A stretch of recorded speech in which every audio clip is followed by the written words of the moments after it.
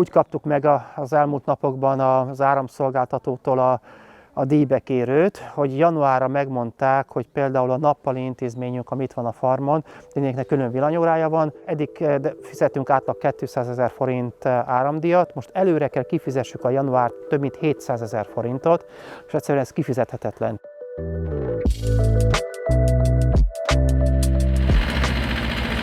Jó napot kívánok! Jó napot kívánok! Gyurika, tűzifa? Jó van, jó lesz, alakul. A majorságnak az első telket, amit kibéreltünk, az 2000-ben volt. Az első nagyon fontos felütés az volt, hogy a szülők azt kérdezték tőlünk, hogy mi lesz a gyerekemmel, ha meghalok. Tehát nagyon fontos volt így gyógypedagógusként erre valamilyen reális választ keresni, és így kezdtünk el lakhatási programokba gondolkodni. De nagyon hamar jött az, hogy attól, hogy van fedél a fejük fölött, meg mit tudom, biztosítunk a napi 3-szor étkezést, attól valamilyen olyan aktív tevékenység kell, ahol ők teljes értékűnek érzik magukat. És akkor így épült fel a majorság, mint egy társadalmi vállalkozás, ez egy szociális farm. A Szimbioszis Alapítvány Baráthegyi Majorsága a legnagyobb telephelyünk az 5 közül. Itt körülbelül 100 ember él, mozog, dolgozik naponta. 3 házban laknak 36-an jelen pillanatban. Az ellátottainknak a jellemzője az, hogy ők autizmussal élők, értelmileg akadályozottak.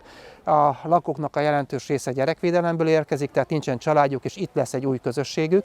Gyere, sziasztok! Gyuszi az egyik legrégebbi lakónk, ő is gyerekvédelemből érkezett, ő egyébként egy pszichiátrián született, és nagyon fontos az, hogy ő dolgozik. Hol dolgoztál először, Gyuszi? Konyhában. A konyhában, és most hol dolgozol?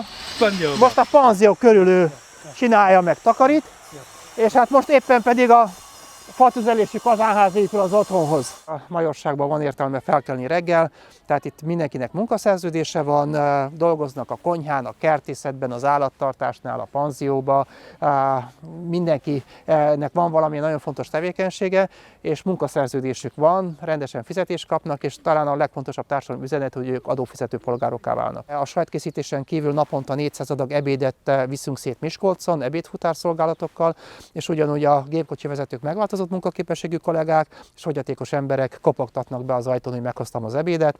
Emellett a kertészetnél az is nagyon fontos, hogy a primér alapanyagot azt nem adjuk el, hanem feldolgozzuk egy lekvárfőzőüzembe, most egy léüzemet adtunk át, új termékeink is vannak, mint például a sülteja, és a Miskolcon 2 nagy áruházban lehet kapni a termékeinket, tehát nagyon fontos, hogy piacképes produktumokat állítsunk elő, és az emberek azért vásárolják meg a termékeket, mert ez egy jó minőségű helyi termék, az egy hozzáadott érték, hogy fogyatékos emberek állítják ezt elő. Itt fogunk csinálni holnap a tejet, ott lesz a telfogadó, ott hozzák be a tejet, és holnap fogjuk ide behozni, és itt fogjuk most feldolgozni a saltokat.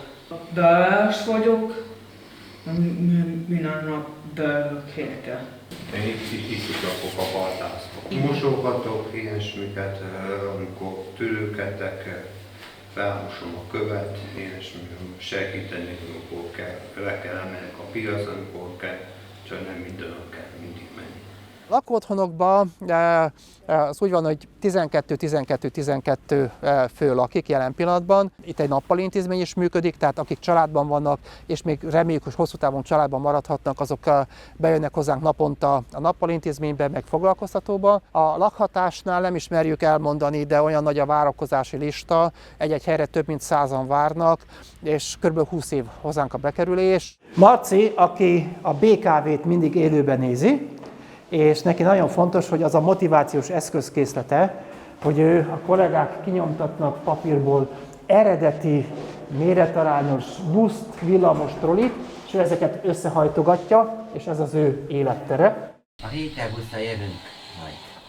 A fővártérig jövünk, március 10-ére. És mire tudunk átszállni, Marci? A 47-es villamossal. Ők ide átlag 20 éves korba beköltöznek, és remélem, hogy 70 éves korban is itt lesznek. Kérem, vigyázzanak az ajtók záródnak. Kiszállhatunk, Marci? Igen, kitaláltak. Köszönjük szépen! Nagyon fontos, hogy olyan programok vannak, amivel segítjük a családokat, tehát nyáron többhetes autista táborunk van, működik az Egy Hét Mennyország program, mint a családok tehermentesítési programja, állatasszisztált terápiákat biztosítunk, és a turisztikai vonalon hál' Istennek egyre jobb eredményeket mutattunk. Tavaly adtuk át és üzemmel a Baráthegyi Panzió, ami 20 férőhelyesek is wellness részleggel. Ott fogadunk olyan családokat is, ahol fogyatékos gyerek van, ez egy ingyenes program, és azok, akik nálunk szállnak meg, a profitból pedig ezt a fajta szociális programot tudjuk működtetni. Most, ahogy bezárt úgymond a panzió, ott is szoktam menni, meg a konyhán, meg nyáron a táborba. Én mindegyiket szeretem.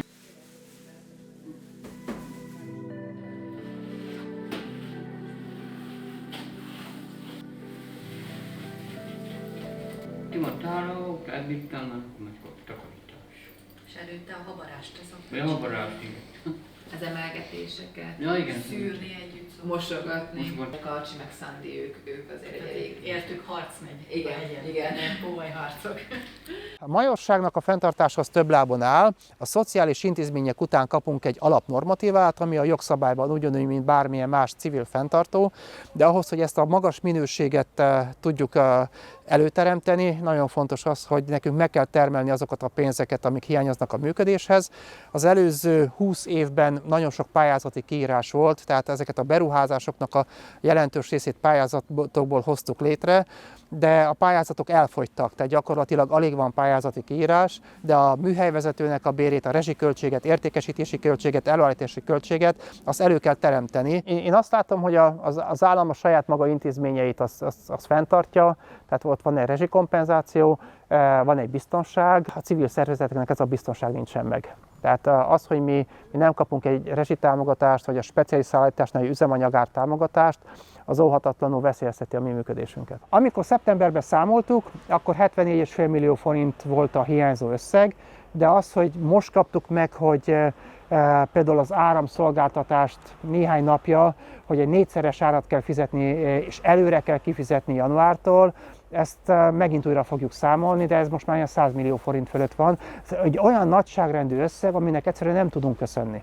Tehát muszáj minimálba lemenni, ilyen még nem volt az elmúlt 23 évben. Jelen pillanatban el kellett dönteni azt, hogy magának a sajtüzemnek lezárjuk a kapacitásának egy részét, a lekvárüzemet is felfüggesztettük, a léüzemet is felfüggesztettük, tehát ott, ahol nagyon magas lenne az áram és a gázfogyasztás, azt nekünk le kellett állítani.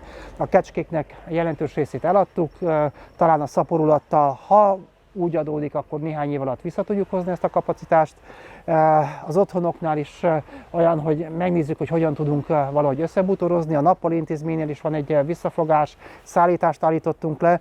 Tehát mi nagyon sok mindent próbálunk úgy tudatosan dönteni, hogy van egy prioritás. Tehát az első prioritás az, hogy akik laknak, nem tudjuk őket hazaküldeni, az ő életüket mentsük meg, és aztán, ahogy van lehetőség, meg van pénz, próbáljuk meg a többit is valahogy visszaépíteni. És gyakorlatilag a jövőnket adtuk el. Tehát az, hogy kocsit is eladtunk, szekeret szereztünk be, de hát állatot, lovat is el kellett, hogy elvigyenek, szamarat is eladtunk, tehát ami nem kell ténylegesen a működéshez, azt értékesítjük. Volt, hogy olyan gépeket is eladtunk, ami a termelésbe kell, de nem minden nap használjuk. Próbáljuk ezeket eladni, és akkor tűzifát rendeltünk most több mint 3 millió forintért, kazánokat vásároltunk, tehát nagyon proaktív a társaság, és a mag az nagyon-nagyon egy hurron pendül is próbálunk összefogni. Én ezt egy társadalmi tragédiának tartom. Tehát az, hogyha be kell zárni, mi amikor összehívtuk a szülőket, ők is mindent megpróbálnak azért, hogy mondjuk télen egy hónapra hazaviszik, hogy egy hónapnyi gázárt tudjunk spórolni. Az, hogy azt mondjuk, hogy köszönjük, nincs tovább, és akkor szólunk az állami intézményrendszernek, hogy itt van ennyi lakó, és akkor tessék, akkor ez benne van a lehetőségek között, de azt gondolom, hogy ismerve magunkat meg a kollégáimat, nagyon büszke vagyok erre a csapatra, hogy mi leszünk az utolsó, aki el fog dőlni.